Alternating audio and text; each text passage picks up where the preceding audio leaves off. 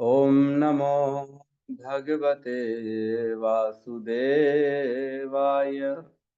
ओम नमो भगवते वासुदेवाय। ओम नमो भगवते वासुदेवाय। नारायण नमस्कृत्य नरं चैव नरोत्तमं देवीं सरस्वतीं व्यासं ततो जयमुदीरये। नष्टप्रायेषु अभद्रेषु नित्यं भागवत सेवया भगवती उत्तम श्लोके भक्तिर्भवती नैष्टिकी। श्रमतां स्वकतः कृष्ण पुण्य श्रवण कीर्तिनः हृदयन्तस्तो ये भद्राणि विधुनोति सुहित सताम्। कृष्णाय वासुदेवाय देवकी नंदनाय च नंद गोप कुमाराय गोविंदाय नमो नमः। जय श्री कृष्ण चैतन्य प्रभु नित्यानंद श्री अद्वैत गदाधर श्रीवासादि गौर भक्त वृंद। हरे कृष्णा कृष्णा कृष्णा हरे हरे हरे राम राम राम हरे हरे। हरे कृष्णा कृष्णा कृष्णा हरे हरे हरे राम राम राम हरे हरे।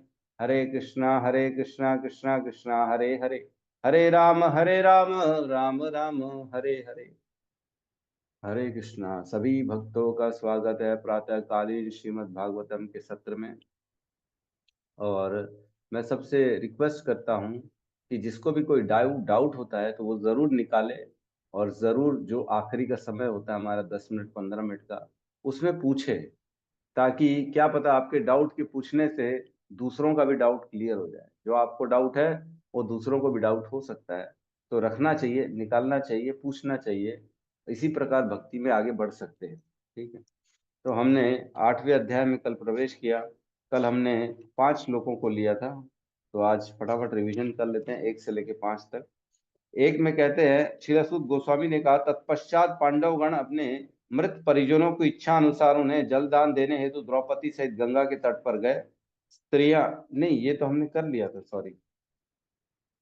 5 6 7 8 किया कल हमने, है ना। 5वें श्लोक में हमने पढ़ा, धूर्त तो दुर्योधन तथा उसके दल ने छल करके अजात शत्रु युधिष्ठिर का राज्य हड़प लिया था। भगवत कृपा से वह फिर प्राप्त हो गया, और जिन दुष्ट राजाओं ने दुर्योधन का साथ दिया था वे सब श्री भगवान द्वारा मार डाले गए। अन्य लोग भी मारे गए, क्योंकि महारानी द्रौपदी के केशों को बेदर्दी से खींचने के कारण उनकी आयु क्षीण हो चुकी थी। तो हमने कल चर्चा करी थी कि आयु क्षीण कैसे होती है। जो भी काम गलत सलत करते हैं उससे हमारी आयु क्षीण होती है, हमारी आयु भी क्षीण होती है, हमारे जो शक्ति होती है वो भी क्षीण होती है, हमारी कांति भी क्षीण होती है ना। सब चीज कम हो जाती है अगर हम जितना भी गलत काम करेंगे, विकर्म करेंगे। ठीक है, उसके बाद कहते हैं, भगवान श्री कृष्ण ने महाराज युधिष्ठिर से 3 श्रेष्ठ अश्वमेध यज्ञ करवा संपन्न कराए, और इस प्रकार उनकी पवित्र ख्याति ऐसे 100 यज्ञ करने वाले इंद्र की तरह सभी दिशाओं में फैल गई। तो जो भक्त होते हैं उनके साथ कृष्ण रहते हैं, तो कृष्ण होने के कारण भक्तों की ख्याति बहुत बढ़ जाती, कम करने से भी बहुत ज्यादा का फल मिलता है। ऐसा जो है भक्तों की, देखो जैसे प्रहलाद महाराज हैं, है ना, ध्रुव महाराज है, ये कब आए थे, कितने पहले आए थे, ये अभी के नहीं है। तो भी आज भी इनका गुणगान होता है, क्यों? क्योंकि उन्होंने भक्ति करी, कृष्ण के साथ है। वैसे ही जो कृष्ण के साथ है उसकी ख्याति भगवान बहुत आगे ले जाते, बहुत आगे। फिर 7वें श्लोक में कहते हैं, फिर भगवान श्री कृष्ण ने सात्यकी तथा उद्धव के साथ प्रस्थान की तैयारी की। उन्होंने श्रीला व्यासदेव आदि ब्राह्मणों से पूजित होने के पश्चात पांडु पुत्रों को आमंत्रित किया। श्री भगवान ने सभी का समुचित अभिवादन किया। अब निकलने की तैयारी है भगवान की। और 8वें श्लोक में कल हमने पढ़ा, जैसे ही वे द्वारका जाने हेतु रथ पर सवार हुए, उन्होंने भयभीत उत्तरा को तेजी से अपनी ओर आते हुए देखा। अब क्या देख रहे हैं? उत्तरा उनके पास आ रही है दौड़ती हुई भयभीत से, है ना। अभी धावंतीम, कल हमने पढ़ा, अभी धावंतीम मीन्स तेजी से दौड़ते हुए, धावक धावक बोलते ना, दौड़ने वाला धावक होता है, वैसे अभी धावंतीम मतलब तेजी से दौड़ते हुए आ रही थी। ठीक है, तो आज हम 9th नंबर श्लोक में लेंगे, प्रवेश करेंगे। बहुत इंपॉर्टेंट श्लोक है, और ये 9 नंबर श्लोक सबको याद करना है। तो कल हम पूछेंगे ये श्लोक सबसे, और ये जो है भगवान की स्तुति है उत्तरा के द्वारा। तो कृष्ण कृष्ण 9 नंबर दिख रहा है। जी 1.8.9 साथ में दोहराएंगे। उत्तरवाच उत्तरवाच पाहि पाहि महायोगिन् पाहि पाहि महायोगिन् देव देव जगत्पते देव देव जगत्पते नान्यं त्वद्भयं पश्ये नान्यं तद्भयं पश्ये यत्र मृत्युः परस्परम् यत्र मृत्युः परस्परम्। उत्तरो उवाच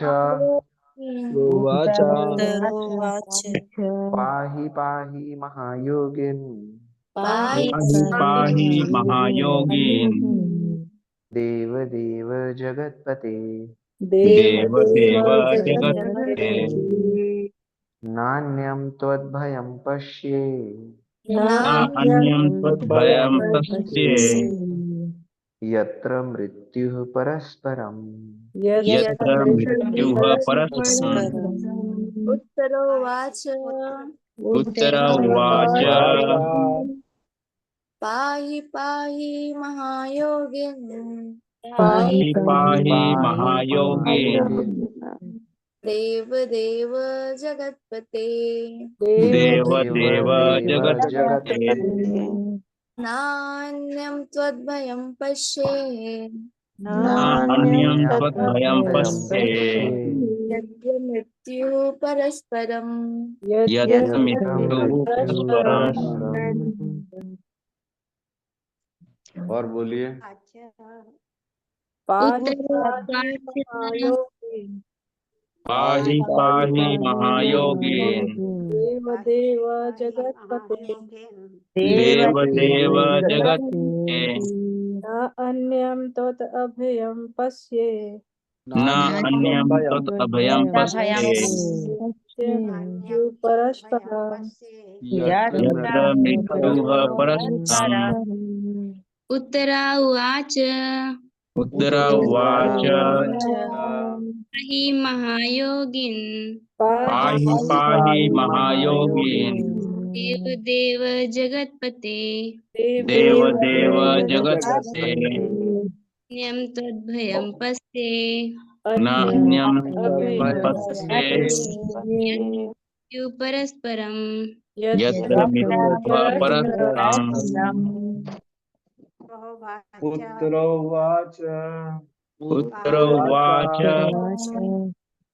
पाहि पाहि महायोगिन् पाहि पाहि महायोगिन् देव देव जगत्पते देव देव जगत्पते नान्यं त्वद्भयं पश्ये न अन्यं त्वद्भयं पश्ये यत्र मृत्युः परस्परम् यत्र मृत्युः परस्परम्।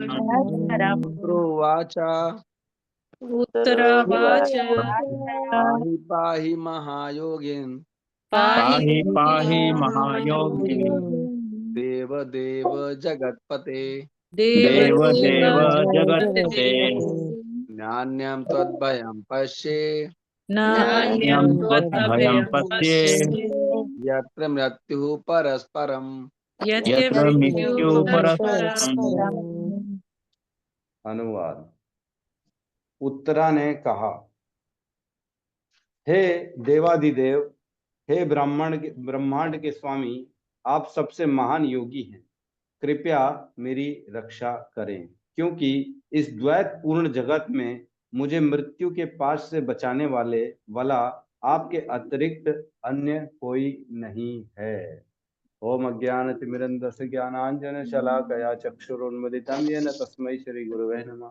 श्री चैतन्य मनोभीष्टं स्थापितं येन भूतले स्वयं रूप कदा मह्यम ददाति स्वपदान्तिकम्।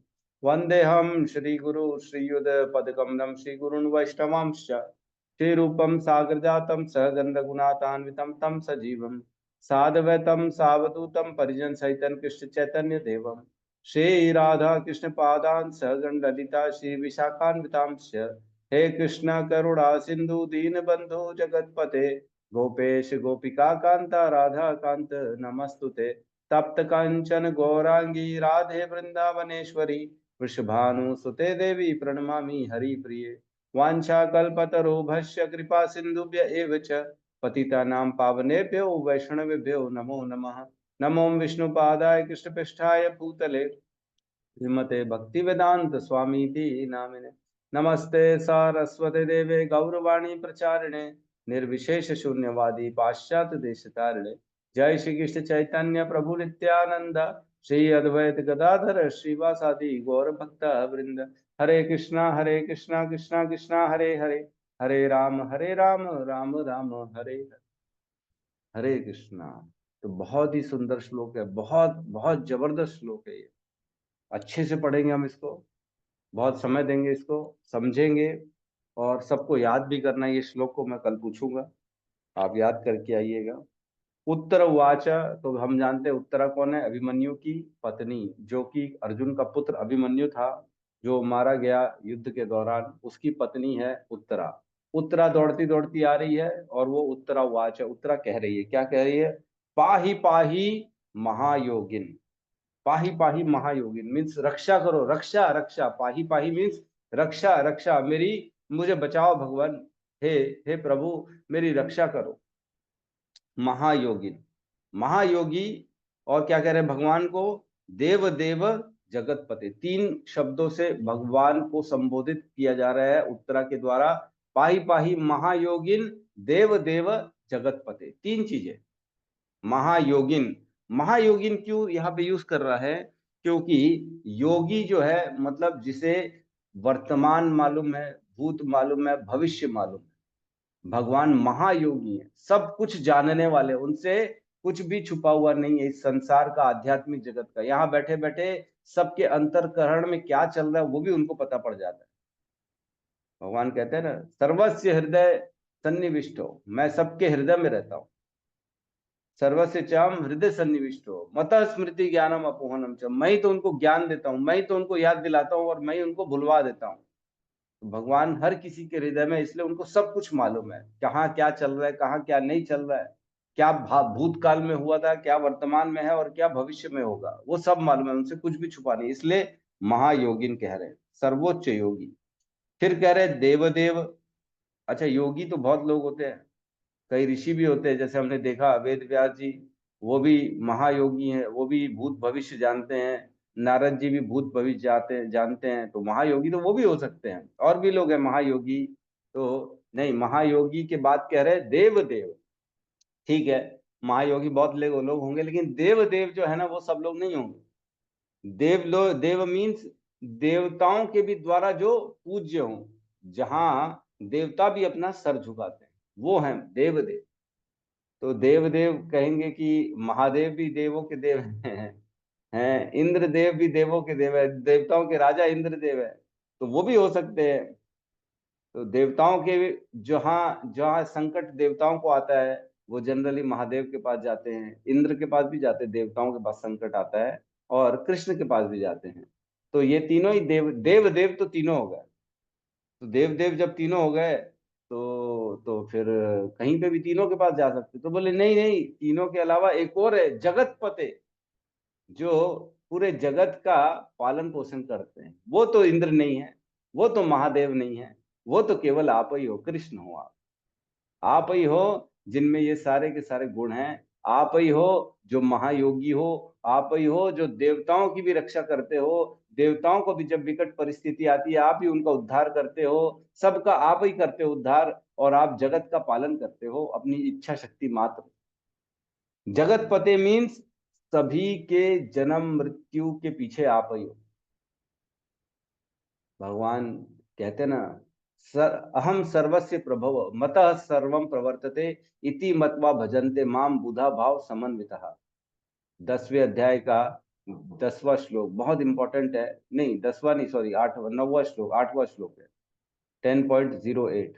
तो इसमें कहते हैं अहम सर्वस्य प्रभु, भगवान कहते हैं मैं सबका सबका पूज्य हूं, मैं सबका प्रभु हूं, सबको सबके पीछे मेरा ही हाथ है, सबकी उत्पत्ति के जन्म का मृत्यु का जो हो रहा है सब मेरे कारण, ना कि सिर्फ इस भौतिक जगत का बल्कि आध्यात्मिक जगत का, जो वैकुंठ लोक है, जो स्वर्ग है, ब्रह्म लोक है, ब्रह्मांड के बाहर की चीजें हैं, वो भी सब मेरे ही कारण होती है। हर चीज मेरे कारण होती है। अहम सर्वस्य प्रभो मतः सर्वम प्रवर्तते, मेरे कारण ही सारी चीजें अपनी अपनी कक्षा में कार्य में लगी हुई, प्रभाव मेरे से ही मिल रहा है सबको। जो ये जान जाता है वो बुद्धि से मेरी पूजा करता है ना। तो यहाँ कह रहे जगत पते, और क्या कह रहे हैं आगे, न अन्यम त्वत अभयम, आपके अलावा कोई भी ऐसा अतिरिक्त नहीं है जो अभय प्रदान करे। न त्वम अन्यत न अन्यम त्वत अभयम, आपके अलावा कोई भी ऐसा व्यक्ति नहीं है जो अभयता प्रदान करे, निडर हो जाए व्यक्ति, किसी भी स्थिति में डरे ना, तो भगवान ही है। हमने कल पढ़ा था, कल नहीं 2-3 दिन पहले पढ़ा था, उसमें कहते कृष्ण कृष्ण महाबाहो भक्ता नाम भयंकर त्वमेको दहीय मानानाम अपवर्गो वसि संसृते, है ना। हमने पढ़ा था कि तुम एको, आप एक ही हो, जो क्या हो, भक्ता नाम अभयंकर, भक्तों को अभयता प्रदान कर, और कोई देवी देवता नहीं है और कोई ब्रह्मांड में नहीं है जो हमको अभयता प्रदान करे। तुम एको, आप एक ही हो। न ब्रह्मा जी अभयता प्रदान कर सकते हैं, न गणेश जी, न शिव जी, न दुर्गा मैया, कोई भी अभय प्रदान नहीं कर सकते, लेकिन अभयता केवल और केवल कृष्ण दे सकते हैं, विष्णु दे सकते हैं, है ना, नरसिंह भगवान दे सकते हैं। तो भगवान अभय देने वाले एक ही आप ही हैं। ना अन्यत त्वम अभयम, न अन्यम त्वत अभयम। इसके आगे कहते हैं पश्ये यत्र मृत्यु परस्परम, मैं देख पा रही हूं कि आपके अलावा और कोई नहीं है जो अभयता प्रदान करे, और किससे, सभी मृत्यु के चंगल में फंसे हुए हैं, उस मृत्यु से जो इस द्वैत जगत में परस्परम, इस संसार के जो द्वैत जगत चल रहा है ये वाला, इस संसार भौतिक संसार में जो मृत्यु का जो भय है, मृत्यु का जो चक्र है, इससे अभयता प्रदान करने वाला और कोई मैं नहीं देख पा रही हूं इतने सारे लोगों के बीच में, और कोई है ही नहीं। तो देखो कितनी अच्छी बात है। उत्तरा जो है वो अर्जुन की बहू है, ठीक है। तो अर्जुन की बहू है मतलब अर्जुन का डायरेक्ट, मतलब जिसका ससुर डायरेक्ट भगवान का दोस्त हो, मित्र हो, उसको क्या टेंशन है कि नहीं। एकदम खासम खास है अर्जुन, सखा है भगवान का। तो इतनी अच्छी पोजीशन में है उत्तरा, तो क्यों नहीं जाएगी वो भगवान के पास। उसको मालूम है कि भगवान ही है, कृष्ण ही है जो अभयता प्रदान करने वाला है ना। तो यहाँ पे कृष्ण के अलावा कोई नहीं है जो रक्षा करे इस पूरे संसार में, उस पूरे ब्रह्मांड में। मृत्यु का एक्चुअल में चंगल न सबके पास है, ऐसा कोई व्यक्ति नहीं है जो ये बोल दे कि मैं मृत्यु के चुंगल से बाहर हूं। हर कोई अपनी मृत्यु का इंतजार कर रहा है, धीरे धीरे रोज पल पल, हर पल हम अपनी मृत्यु की ओर अग्रसर होते जा रहे हैं। जितना समय निकल रहा है उतना मृत्यु हमारे पास आती जा रही है, क्योंकि काल की शक्ति से होता है। काल जो होता है ना ये रुकता नहीं। तो हर जीव दूसरे जीव की मृत्यु का कारण है कि नहीं। कोई ना कोई जीव है जो हमारी मृत्यु का कारण है। कभी जैसे हमने देखा नारद जी की माता को सांप ने डस लिया, तो उनकी माता को मृत्यु का कारण क्या हो गया, सांप। सांप मृत्यु का कारण हो। अब वो सांप भी तो कभी ना कभी मरेगा, उसकी मृत्यु का कारण भी कुछ ना कुछ होगा। तो ये कह सकते हैं प्रभु जी कई लोग तो ऐसे ही मर जाते हैं, सोते सोते रात को सोए, सवेरे उठे तो मरे पाए गए। तो ऐसे ही नहीं मरता कोई भी। उनके शरीर के अंदर अनेक अनेक लाखों कीटाणु होते हैं जो उनके शरीर को धीरे धीरे धीरे धीरे रोज खा रहे हैं, धीरे धीरे रोज खा रहे हैं।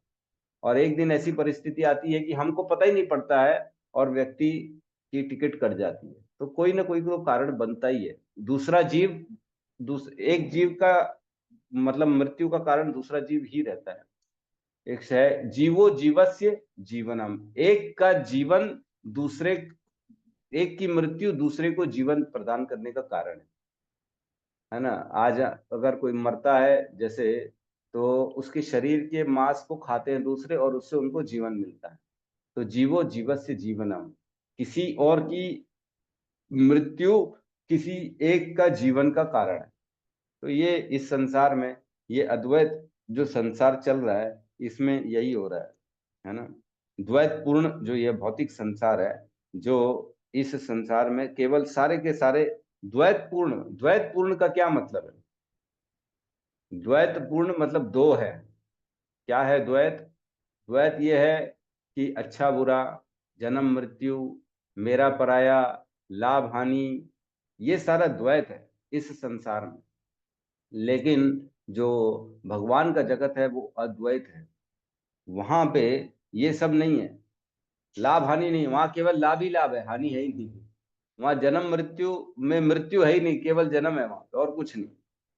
वहां पे सुख ही सुख है, दुख है ही नहीं। यहाँ पे सुख दुख, वहां केवल सुख। यहाँ जन्म मृत्यु, वहां केवल जन्म मृत्यु है ही नहीं। यहाँ अच्छा बुरा, वहां केवल अच्छा ही अच्छा। तो इस प्रकार जो है ना, ये जगत, भौतिक जगत द्वैत पूर्ण है, जबकि परम धाम एक रूप है, तात्पर्य में कह रहे हैं प्रभुपाद। तो जगत पदार्थ तथा आत्मा से निर्मित है। द्वैत पूर्ण जगत पदार्थ तथा आत्मा से निर्मित है, जबकि परम जगत पूर्ण रूप से आत्मा है। तो यहाँ पे भौतिक चीजें हैं, हम जानते हैं जो भगवान की ये अपराशक्ति है ना। भूमि रापो अनल वायु खम मनो बुद्धि रेवच अहंकार इति में भिन्ना प्रकृति अष्टधा, 7.05 है मेरे ख्याल से।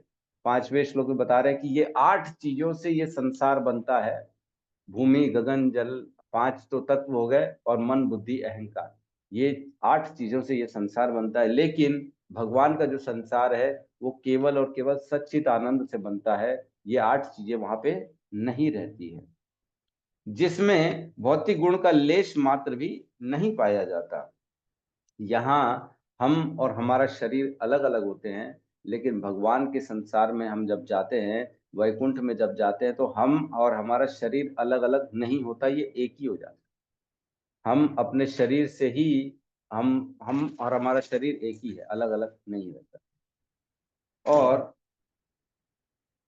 आगे कह रहे, इस द्वैतपूर्ण जगत में प्रत्येक व्यक्ति झूठे ही जगत का स्वामी बनने का प्रयास करता है, जबकि परम जगत में श्री भगवान ही परम स्वामी है और अन्य सभी उनके अनन्य सेवक हैं।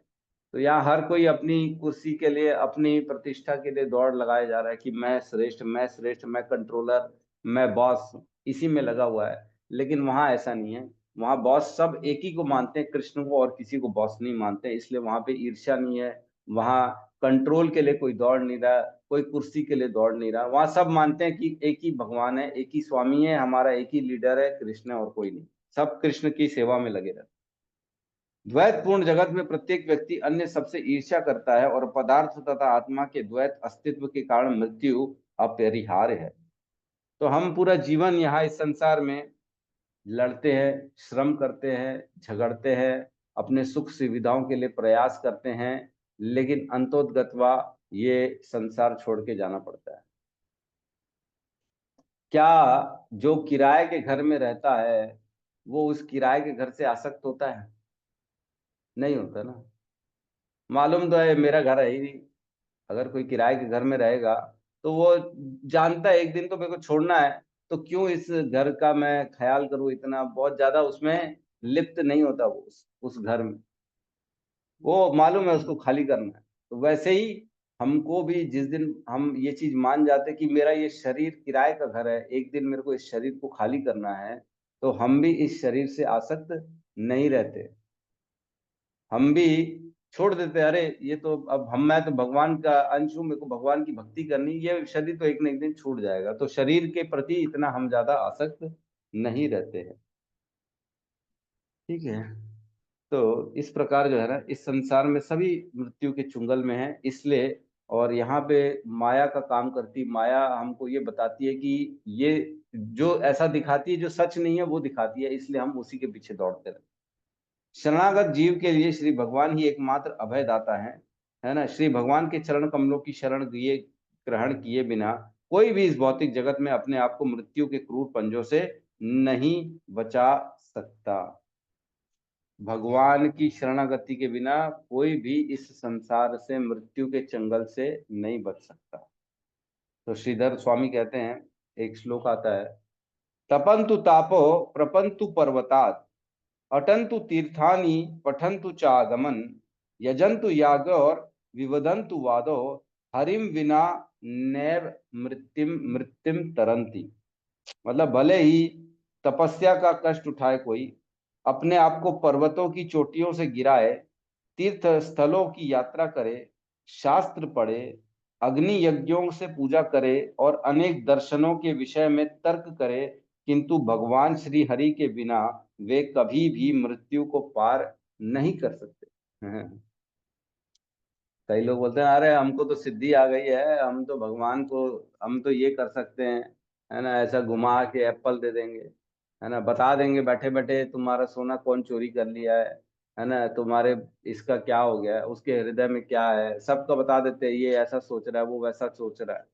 तो ये सिद्धियां आ जाती है लोगों के पास, लेकिन फिर भी मृत्यु के ऊपर जो है ना जीत, तो केवल और केवल हरि के बिना नहीं हो सकती, हरि के बिना नहीं, है ना। हरिम बिना मृत्युम तरंती, न हरिम बिना मृत्यु, हरि के बिना मृत्यु के ऊपर कोई नहीं जीत पा सकता। तो यहाँ ये सब उत्तरा को मालूम है, इसलिए जो है उत्तरा उनके पास जा रही है। तो हम लोग इस संसार में आते हैं, हम माया के चुंगल में फंस जाते हैं और हम भूल जाते हैं कि हम कौन हैं। और हम जब भूल जाते हैं तो हमको लगता है शायद माया ही है और ये शरीर ही है, शायद अपने ही हैं जिनकी हमको सेवा करनी है और अपना पूरा जीवन हम उनको दे देते हैं। तो ऐसी एक कथा आती है, छोटी सी कथा है, ऋषि कंडू, कंडू की ऋषि की कथा आती है। तो एक कंडू ऋषि थे और बहुत तपस्या में लगे हुए, जबरदस्त तपस्या में लगे हुए, है ना, और डर गए। आप तो जानते हैं, जैसी कोई ऋषि, कोई भी, जैसे विश्वामित्र भी तपस्या में लगे तो इंद्र डर गए और उन्होंने मेनका को भेज दिया। तो कंडू ऋषि भी तपस्या में लगे तो इंद्र डर गए, अरे कहीं स्वर्ग तो नहीं ले लेगा मेरा। तो उन्होंने एक अप्सरा को भेज दिया उनके पास, उसका नाम था ब्रह्मलोचा, है ना, एक अप्सरा थी स्वर्ग की, ब्रह्मलोचा। उसको कंडू ऋषि की तपस्या को भंग करने के लिए भेज दिया और कंडू ऋषि की तपस्या भंग हो गई, क्योंकि तब सुंदरी, भयंकर सुंदरी, स्वर्ग की सुंदरी अप्सरा आ गई। तो कंडू ऋषि जो थे बेचारे तपस्या छोड़ के उसके साथ भोग विलास में लग गए, भूल गए। धीरे धीरे वही अच्छा लगने लगा, स्त्री के साथ रहना, और वो भी एकदम इतनी सुंदरी, महान सुंदरी। धीरे धीरे धीरे धीरे समय निकला, बहुत भोग किया इन्होंने, बहुत समय निकल गया। एक बार जब कंडू ऋषि ने सूर्यास्त को देखा, तो सूर्यास्त को देखा तो उनको ध्यान आया, अरे ये तो मेरी साधना का समय हो गया, इस समय तो मैं रोज साधना करता हूँ। तब कंडू ऋषि ने कहा अपनी अप्सरा से, है ना, लोचा से, कि मेरा साधना का समय आ गया। तो लोचा ने कहा कि साधना, अरे आप कब साधना करते हो, मैंने तो कभी देखा नहीं आपको साधना करते हुए। तब जब वो सीरियस हो गए ऋषि कंडू, तो उनको ध्यान आया कि मेरे को 900 साल हो गए हैं भोगते भोगते और मैं सब भूल चुका हूँ। 900 साल से वो उस अप्सरा के साथ केवल और केवल भोग करे जा रहे, भोग करे जा रहे, भोग करे जा रहे, भूल गए थे सब। तो उनका दिमाग ठिकाने पे आता है कि ये मैं क्या कर रहा हूँ। तब फिर वो सब छोड़ के दोबारा भक्ति में लगते। तो हमारे साथ भी ऐसे ही है, अनेक अनेक जीवन हमने लगा दिए केवल और केवल भोगों में। जब कोई सही गाइड करने वाला, दिमाग को ठिकाने में लगाने वाला कोई शास्त्र, कोई ऐसा गुरु, कोई वाणी आ जाती है, तब हमको ध्यान आता है, ओहो मैं कर क्या रहा हूं, मैं भोगों में लगा हूं केवल और केवल। भोग तो सबसे निकृष्ट जीव में भी है, सबसे निकृष्ट जीव है, सुअर और कुत्ते में भी भोग है ना। ऋषभ देव कहते हैं, ना अयम देहो देह भाजाम नलोके कष्टान कामान अर्हते वंग भुजाम ये तपो दिव्यम पुत्र कायेन सत्वम शुद्धयेत यस्मात् ब्रह्म सौख्यम तु अनंतम। कह रहे ये देह जो है, मनुष्य जो देह हमको मिला है ना, सभी देवों में एकमात्र मनुष्य देह ऐसा है जो तपस्या के लिए मिला है। अदरवाइज जो भोग है वो तो बाकी सारे जीवों में, सारी शरीरों में भोग है, भोगों के लिए नहीं मिला मनुष्य शरीर। इसलिए इसको शुद्ध करके इसका उपयोग जो है ब्रह्म साख्यम, ऐसे सुख के लिए प्रयास करो जो त्वनंतम, कभी खत्म ना होने वाला, ऐसे सुख के लिए लगाओ इसको। ठीक है, तो हम अब आगे लेते हैं। इस श्लोक को सब याद कर लीजिएगा आप, नहीं तो आज हमारी क्लास यहीं पे रुक जाएगी। फटाफट 2-3 श्लोक करते हैं।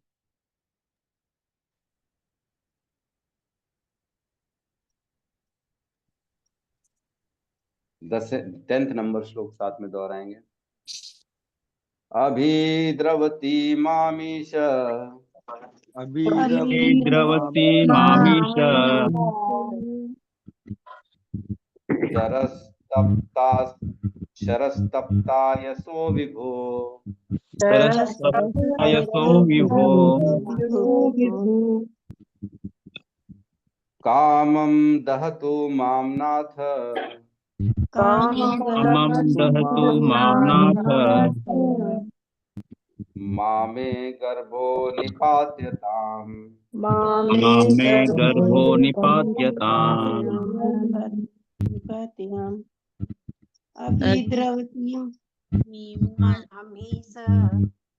अभिद्रवती मामीश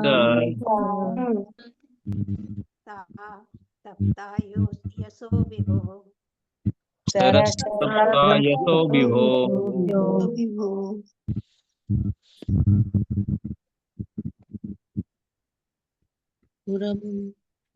आगे नहीं बोल रहे हैं। कामं दहतु मां नाथ दहतु मां नाथ पात्यताम्। मामे गर्भो निपात्यताम्। अभिद्रवति मामीश अभिद्रवती सरस्तप्ता यशो विभो सरस्तप्ता यशो विभो कामं दहतु मां नाथ दहतु मां नाथ मामे गर्भो निपात्यताम्। मामे गर्भो निपात्यताम्। अनुवाद। हे प्रभु, आप सर्वशक्तिमान हैं। एक दहकता हुआ लोहे का बाण मेरी ओर तेजी से आ रहा है। मेरे प्रभु, यदि आपकी इच्छा हो तो यह मुझे भले ही जला दे, लेकिन यह मेरे गर्भ को जलाकर गर्भपात ना करे। हे प्रभु, कृपया मेरे पर इतना अनुग्रह करें। अब ये उत्तरा कह रही है, उत्तरा कह रही है कि एक दहकता हुआ लोहे का बाण मेरी ओर आ रहा है ना। तो अभिद्रवती मामीश, अभिद्रवती मतलब तेजी से मेरी ओर आ रहा है, उनकी ओर आ रहा है। क्या आ रहा है? मामीश, मेरे पास आ रहा है। ईश, ईश मीन्स हे प्रभु, हे भगवान कृष्ण, आप सुनिए मेरी बात को। और क्या कह रहा है? शरस्तप्ताय सो विभो। शरस्तप्ताय, शर मीन्स बाण और तप्त मीन्स अग्नि की तरह, लोहे की तरह एकदम जैसे जल रहा है वो। शरत तप्तस अयस विभु, अयस मीन्स लोहे का, और हे विभु, हे भगवान, हे महान, आपके कारण आप देख सकते हैं कि ये एक दो लोहे का तीर बाण जलता हुआ, दहकता हुआ तेजी से मेरी ओर आ रहा है। और कह रहे हैं कामम दहतु माम नाथ। कामम मीन्स अगर आपकी इच्छा हो तो, अगर आपकी इच्छा हो तो, दहतु माम नाथ, मेरा भले ये मुझे जला दे, मुझे जला दे भले, अगर आपकी इच्छा हो तो। हे कृष्ण, कामम दहतु माम नाथ, ये भले मुझे जला दे। माँ में, माम मीन्स नहीं, है ना, लेकिन माँ में गर्भो निपात्यता, लेकिन मेरे गर्भ को ये न जला सके, ऐसी कृपा कर। मतलब कृष्ण को कह रही हैं कि हे कृष्ण, मैं आपकी शरण में हूं। एक जलता हुआ लोहे का बाण तेजी से मेरी ओर आ रहा है। अगर आपकी इच्छा हो तो भले मुझे जला दे, लेकिन मेरे गर्भ में जो ये परीक्षित महाराज है, उस समय नाम नहीं रखा था परीक्षित, लेकिन आगे चल के परीक्षित महाराज जो है वही वो जन्म लेते हैं, और वो बहुत बड़े महाभागवत है परीक्षित महाराज, और उन्हीं के कारण ये श्रीमद् भागवतम इस संसार में आई। तो वो उनके गर्भ में थे। तो कहती है अगर आपकी इच्छा हो तो भले मुझे मार दो। उसमें डाल दे बेटा, थैली में डाल दे। सावित्री माता जी आपका अनम्यूट सॉरी है, सॉरी आप क्या बोल रही हैं? ठीक है, तो भले मुझे जला दे लेकिन कम से कम मेरे गर्भ को इसकी रक्षा करा दो। तो इसमें माता का गुण, वात्सल्य गुण दिख रहा है, इसमें वात्सल्य प्रेम दिख रहा है। माता चाहती है भले मेरे को कुछ भी हो जाए लेकिन मेरे बच्चे को कुछ नहीं होना, है कि नहीं? अपनी रक्षा की नहीं जा रही है, अपनी रक्षा के लिए नहीं जा रही है। हमको यहाँ पे ये समझना चाहिए कि जब भी कोई विकट स्थिति हो तो हमको केवल और केवल कृष्ण के पास जाना चाहिए, क्योंकि वही अभय देने वाले हैं, वही मृत्यु के इस चुंगल से निकालने वाले शक्ति उन्हीं के पास है और किसी के पास नहीं है। और कहीं जाने से वेस्ट होगा टाइम, है कि नहीं? कई बार होता है लोग ना व्यापार करते हैं, 1 साल 2 साल लगाते हैं और फेल हो जाते हैं, फिर बताते हैं ओहो मेरे को पता नहीं था ना ये व्यापार अच्छा नहीं है इसलिए मैं फेल हो गया। अरे तो किसी से पूछ लेता तो तेरा समय बच जाता, पैसे बच जाते, श्रम बच जाता। वैसे ही लोग अपना समय लगाते हैं कभी किसी देवता के पास, कभी किसी देवता के पास, कि ये हमको अभय प्रदान कर देंगे, मेरी मृत्यु से रक्षा कर लेंगे, ये कर लेंगे, वो कर लेंगे, मेरे को सब दे देंगे। फिर बाद में पता पड़ता है ओहो टाइम वेस्ट हो गया, मैं तो गलत जगह चला गया था, है ना, रॉन्ग नंबर लग गया था मेरा। तो यहाँ कहने का मतलब ये है कि कृष्ण ही एक हैं जो हम सबको इन सब चीजों से बचा सकते हैं और कोई नहीं। अगले श्लोक में हम प्रवेश करते हैं, 11 नंबर श्लोक में।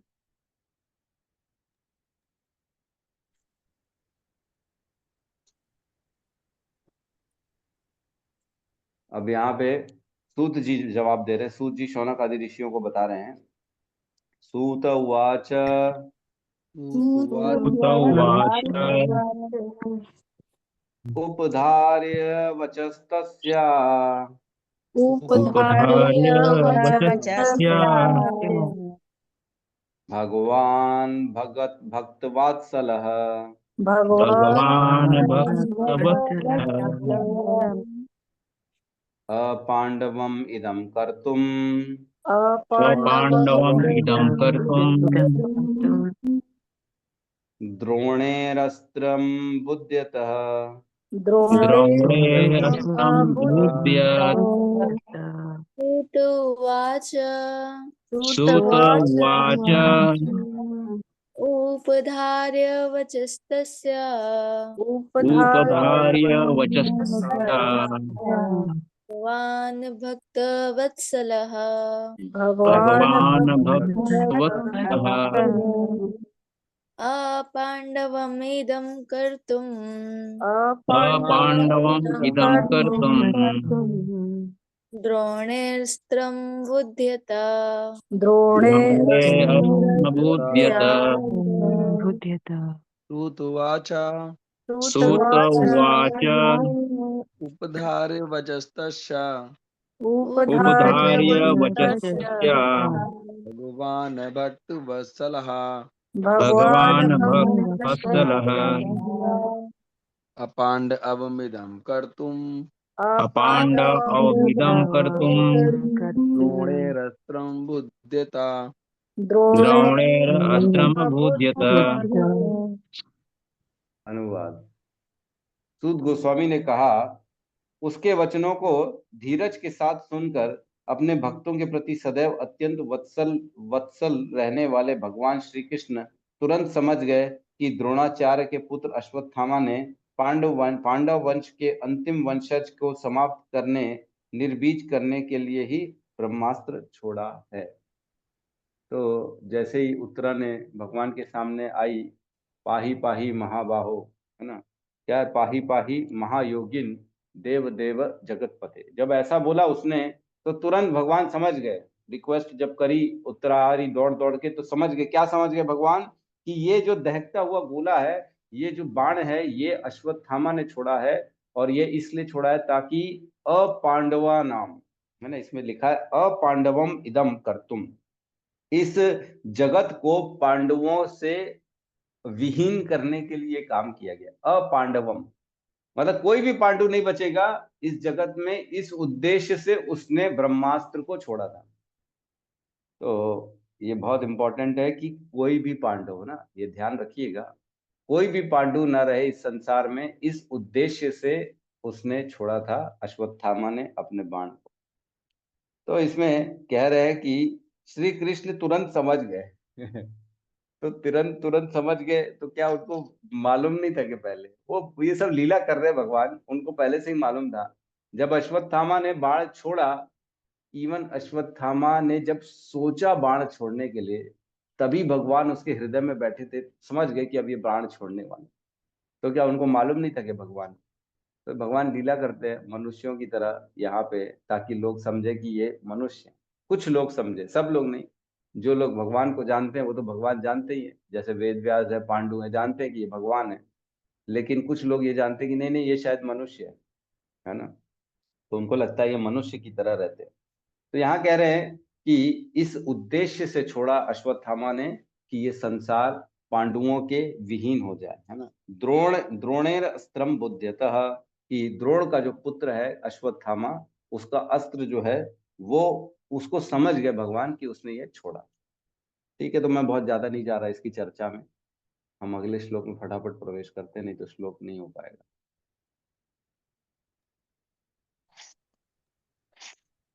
12 नंबर श्लोक साथ में बनाएंगे।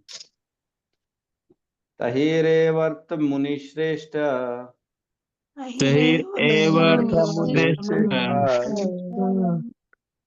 पांडवा पंच सायकान पांडवा पंचसायकान् आत्मनो अभिमुखान दीप्तान आत्मनो अभिमुखान् दीप्तान् आलक्ष्यास्त्रण्य उपादद्रु। आलक्ष्य उपादतु।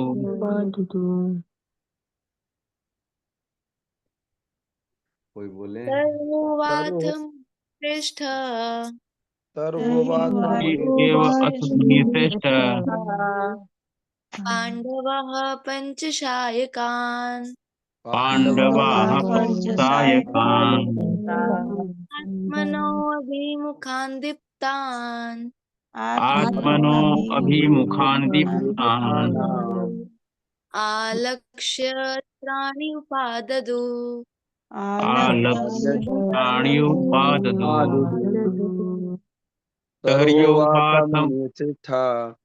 तर्ह्योवाथ मुनिश्रेष्ठ पांडवा पंच सायकान् पाण्डवाः पंचसायकान् आत्मनो अभिमुखान् दीप्तानाम् आत्मनो अभिमुखान् दीप्तान् अलक्ष्यस्त्रायुपादुदु। आलक्ष्याण्युपाददु। अनुवाद। हे महान विचारकों, मुनियों में अग्रणी शौनक, उस दहकते हुए ब्रह्मास्त्र को अपनी ओर आते देखकर पांचों पांडवों ने अपने अपने पांचों हथियार संभाले, है ना। अब ये कौन कह रहा है? सूत गोस्वामी कह रहे हैं, शौनक आदि ऋषियों को बता रहे हैं कि क्या हो रहा है वहां पे लाइव, जैसे मैच देख के लाइव बताते ना, अरे अभी तो बॉलिंग करने कपिल देव आए, उन्होंने बॉल फेंकी, उन्होंने ऐसा बल्ला घुमाया और ये बाउंड्री के पार जाते हुए दिख रहा है, बॉल गई गई गई और ये छक्का। तो इस प्रकार यहाँ पे बता रहे हैं, सूत गोस्वामी बता रहे हैं कि उन महान शौनक को बता रहे हैं, शौनक आदि ऋषियों को, उस दहकते हुए ब्रह्मास्त्र को अपनी ओर आते देखकर पांचों पांडवों ने अपने अपने पांचों हथियार संभाले। तो यहाँ पे एक चीज बताओ, जब वो उत्तरा कृष्ण के पास गई है, पाही पाही महायोगिन देव देव जगत पते, तो जब कृष्ण उनकी रक्षा के लिए खड़े हैं, तो बाकी पांचों पांडवों ने अपने अपना अस्त्र क्यों निकाला? जब वो तीर को देखा कि तीर ब्रह्मास्त्र आ रहा है, तब पांचों पांडवों ने अपने अपने शस्त्र क्यों निकाले? कोई बता सकता है?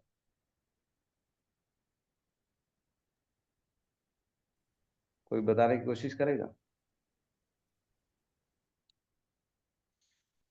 कोई भी नहीं, चलो ठीक है, मैं ही बताता हूँ, समय व्यर्थ नहीं करते हैं। तो इसमें श्लोक को देखते एक बार। तर ही एव अथ मुनि श्रेष्ठ, हे मुनियों में श्रेष्ठ, पांडवा पंच सायकन, जो पांचों पांडव हैं उन्होंने अपने अपने 5 हथियार निकाल लिए। आत्मना अभिमुखान दीप्तान, है ना, स्वयं की ओर आते हुए देखकर, स्वयं की ओर आते हुए देखकर पांचों पांडवों ने अपने अपने हथियार निकाल लिए। तो वो जो ब्रह्मास्त्र था वो किसकी ओर आ रहा था? पांडवों की ओर आ रहा था कि उत्तरा की ओर आ रहा था? तो इसमें एक बहुत इंपॉर्टेंट सीख है इसमें समझने की, कि 5 नहीं 6 ब्रह्मास्त्र छोड़े थे उसने, अश्वत्थामा ने 6 ब्रह्मास्त्र।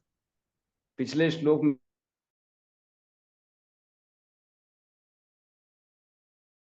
पांडवा नाम इदम करतुम, अब इस संसार को मैं पांडवों से विहीन कर दूंगा, इस उद्देश्य से अश्वत्थामा ने ब्रह्मास्त्र छोड़ा था। तो 5 पांडव भी तो पांडु है ना, उनको नहीं मारोगे तो पांडव विहीन कैसे हो जाएंगे? फिर तो नया और इन लोग शादी करके बच्चा उदा पैदा कर देंगे, फिर पांडव का वंश आगे बढ़ जाएगा। केवल परीक्षित ही थोड़ी है, अभी तो पांडु भी हैं। जब तक पांडु है तब तक गुंजाइश बनी रहेगी, कभी भी इनका वंश आगे बढ़ सकता है। तो कहने का मतलब यहाँ पे है कि पांचों पांडवों ने अपनी ओर आते आते देखा, तब उन्होंने अपने अपने शस्त्र निकाल दिए, है ना।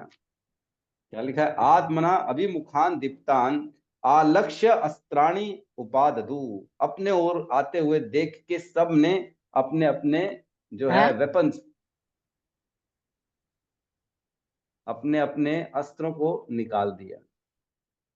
सब ने, पांचों पांडवों ने अपना अपना अस्त्र निकाल लिया और इस प्रकार जो है ना उपादधु ग्रहण किया।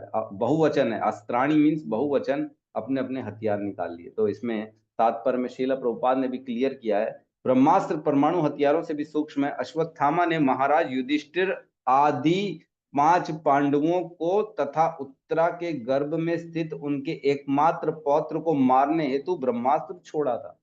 मतलब इससे मतलब ये निकल रहा है कि 6 ब्रह्मास्त्र छोड़े गए, हर पांडु के लिए एक और एक उत्तरा के गर्भ के लिए, ताकि ये संसार पांडुओं से विहीन हो जाए। तो देखो, जो नेगेटिव आदमी होता है ना, कितना गंदा है। देखो अश्वत्थामा चाहते तो उसी समय उसका वध कर देते, मार सकते थे। अर्जुन उसको बांध के लाए थे पशु के भांति, हमने देखा इतने मतलब बलवान थे अर्जुन कि उन्होंने पशुओं की तरह उसको बांध दिया, उसके माथे से मणि निकाल दी, उसके केशों को काट डाला और उसको धक्का मार के निकाल दिया था। और ये सब में हम जानते हैं कि द्रौपदी ने उनकी मतलब उनको रिस्पेक्ट दी, उनको रिस्पेक्ट दी थी क्योंकि वो ब्राह्मण पुत्र है ना, उनको इज्जत दी थी और उनका सम्मान किया था। युधिष्ठिर ने भी कुछ नहीं बोला था, युधिष्ठिर ने भी बोला था कि छोड़ दो इसको, कोई प्रॉब्लम नहीं, मत मारो। नकुल सहदेव ने भी बोला था कि छोड़ दो, केवल भीम ने बोला था कि इसको मार दो, है ना। हम जानते हैं, हमने इस पर बहुत चर्चा करी है। तो अर्जुन भी चाहता तो वहीं मार देता था, लेकिन पकड़ के लाया और उसने द्रौपदी के सामने रखा उसको। तो भी देखो देखो, अश्वत्थामा इतना गिरा हुआ आदमी है, फिर भी इसने देखो सबको मारने के लिए ब्रह्मास्त्र छोड़ा। इसीलिए कहते हैं कि जो पावर होता है ना, किसी के भी हाथ में नहीं देना चाहिए। लोग जो है समझते नहीं है और कहानी करते हैं कि द्रोणाचार्य ने एकलव्य का अंगूठा काट दिया। अरे पावर हर किसी को थोड़ी दिया जाता है, लायक नहीं है, गलत काम कर रहा है तो भी उसको पावर दे देंगे तो खलबली मचा देगा पूरे संसार में, अनैतिकता अराजकता फैल जाएगी चारों। पावर किसी को भी ऐसे व्यक्ति को नहीं देना चाहिए जो उसको न संभाल सके। पावर मिलना मीन्स बहुत विवेक का काम होता है, ऐसे कभी भी पावर का यूज नहीं करते। हम जानते हैं जब अश्वत्थामा ने ब्रह्मास्त्र छोड़ा था, चारों ओरों में अग्नि की तरफ फैल गई थी, लोग मनुष्य जलना चालू कर दिए थे। तब अर्जुन ने भगवान की स्तुति करी थी 4 श्लोकों में, फिर 5वें श्लोक में पूछा था भगवान ये क्या है और मैं क्या करूं, कैसे इससे बचा जाए। तब भगवान की इच्छा हुई, तब फिर जो है अर्जुन ने ब्रह्मास्त्र छोड़ा था। याद है कि नहीं याद है? ऐसे नहीं छोड़ा था भगवान की इच्छा के बगैर। भगवान ने बोला था कि इसका संहार केवल ब्रह्मास्त्र कर सकता है जो तुम्हारे पास है, और तुम भी ब्रह्मास्त्र छोड़ो तब जाके ये ब्रह्मास्त्र कटेगा, अदरवाइज नहीं कटेगा। तो दोनों ब्रह्मास्त्र जब आपस में लड़ पड़े और ताप फैल गया, तब भगवान की इच्छा से अर्जुन ने दोनों ब्रह्मास्त्र को खींच लिया था। हमने पढ़ा था इसको। तो यहाँ पे अब कह रहे हैं पांचों पांडवों के लिए फिर से उसने ब्रह्मास्त्र छोड़ दिया अश्वत्थामा ने। ठीक है, तो किसी का कोई प्रश्न है तो हम लेते हैं यहाँ पे।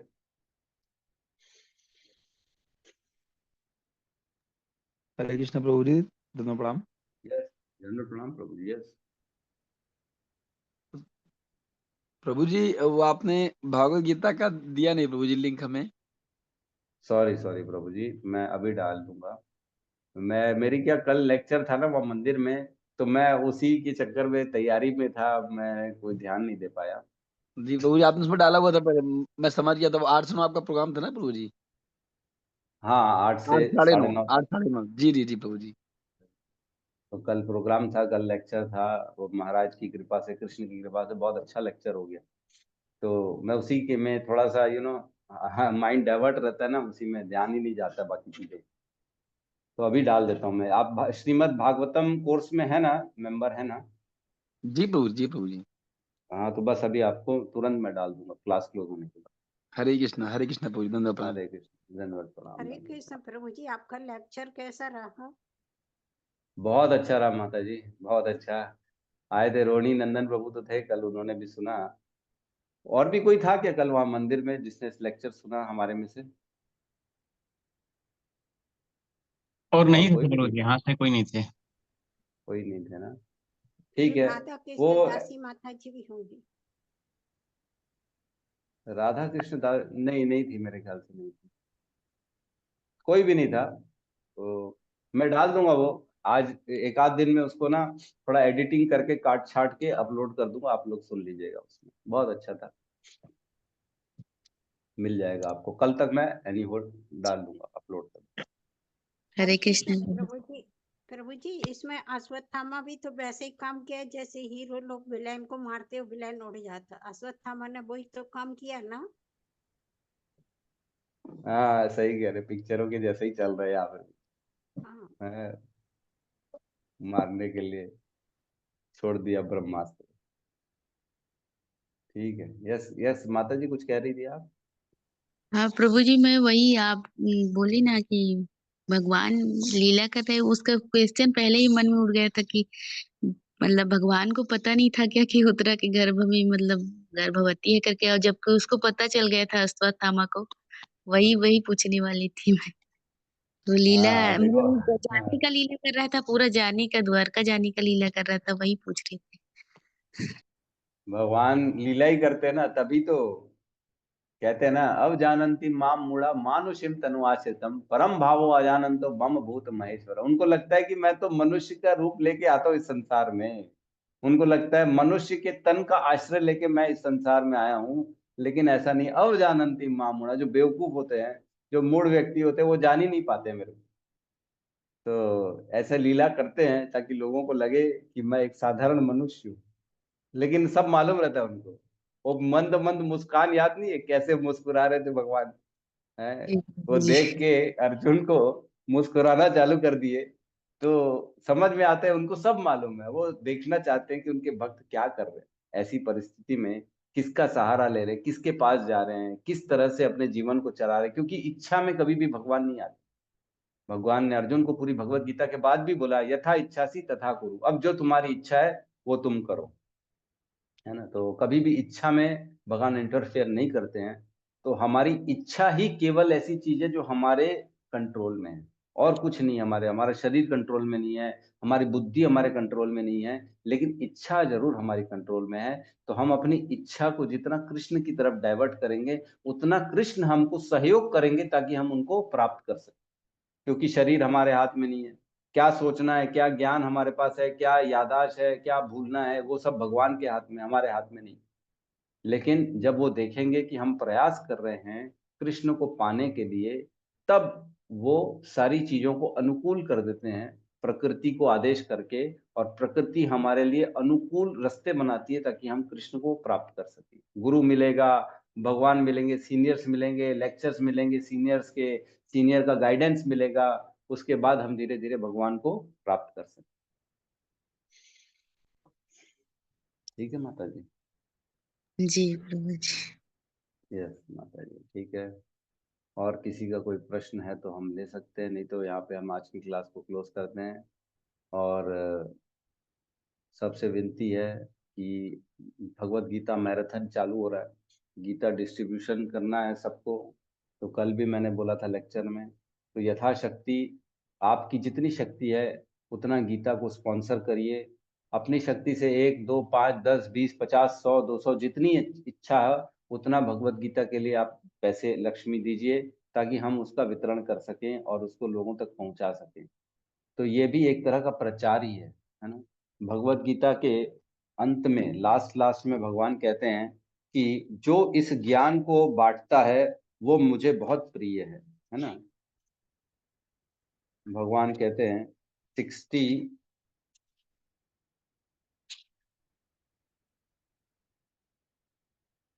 हाँ, जो व्यक्ति 68 में भगवान कहते हैं, जो व्यक्ति भक्तों को यह परम रहस्य बताता है वह शुद्ध भक्ति को प्राप्त करेगा और अंत में वह मेरे पास वापस आएगा, है ना। तो ये भगवत गीता का जो ज्ञान है, ये जो लोगों तक पहुंचाएगा वो शुद्ध भक्ति प्राप्त करेगा और अंत में वो मेरे पास आएगा। और 69 में कहते हैं, इस संसार में उसकी अपेक्षा कोई अन्य सेवक ना तो मुझे अधिक प्रिय है और ना कभी होगा।